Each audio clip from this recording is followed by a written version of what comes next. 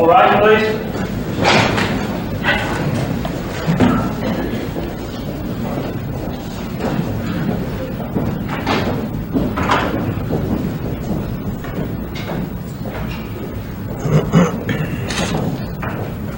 From Dr. Becker, at age 7, the family moved to Barberton, Ohio. They lived there until Mr. Dahmer was 8.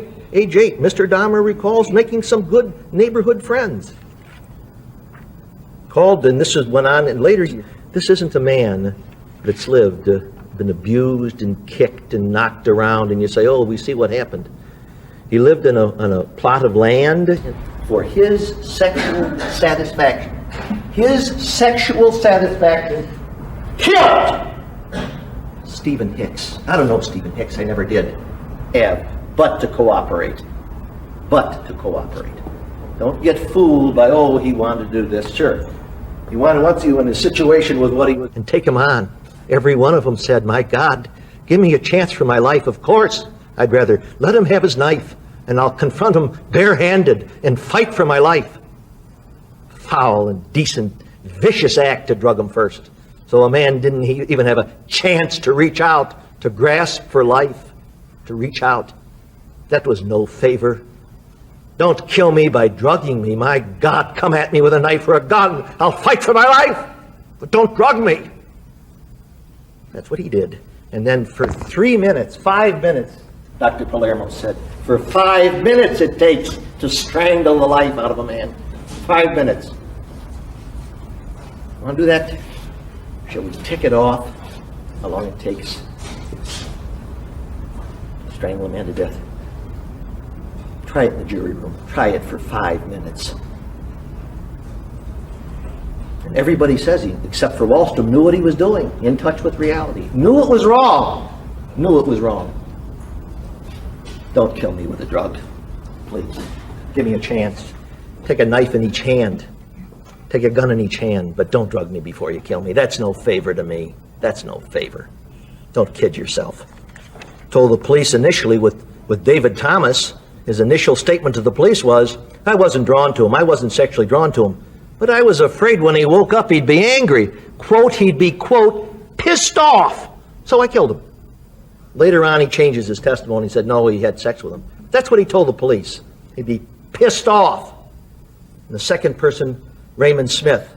There's discussion about that too, being concerned about Raymond Smith, the man that's been referred to as Raymond Smith and Cash D. So, with respect to the doctors for the defense, conscientious, I don't think you can do it in 4 hours and 45 minutes. I don't think you can do it for a man right out of school, can do it in 10 hours or 10 and a half or 12 or whatever you put into it. For a man that just finished his training, I don't think that's sufficient. And Dr. Becker, who was conscientious, obviously, but has never, ever testified, never wrestled with the issue of criminal responsibility. And she's treatment-oriented. And that's good. That's good. But what we want, and they can understand the feeling. My colleague asked about using the name Jeffrey. Well, several other people use the name Jeffrey. But she read that long thing where the name Mr. Dahmer, Mr. Dahmer, Mr. Dahmer appeared. I like people that are compassionate. But when I want an expert opinion, an independent, unbiased expert opinion, and then I want someone that can provide that. And the issue here is responsibility. Responsibility.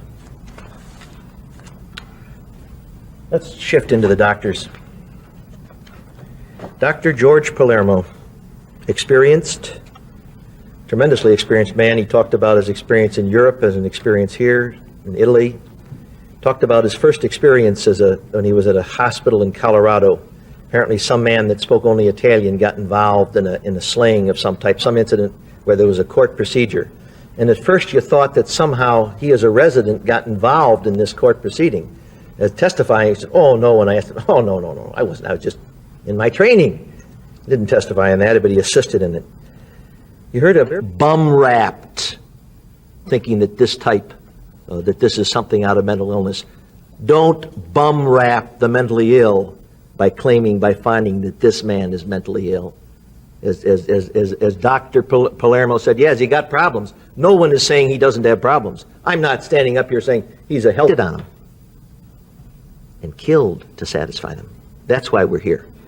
He is not. And all of them, by the way, all of them said at least average intelligence, and several of them, I think Palermo was one of them that said, no, this man has a superior intelligence, not average, superior. His qualifications are extensive, broad experience. He's testified often on responsibility cases, many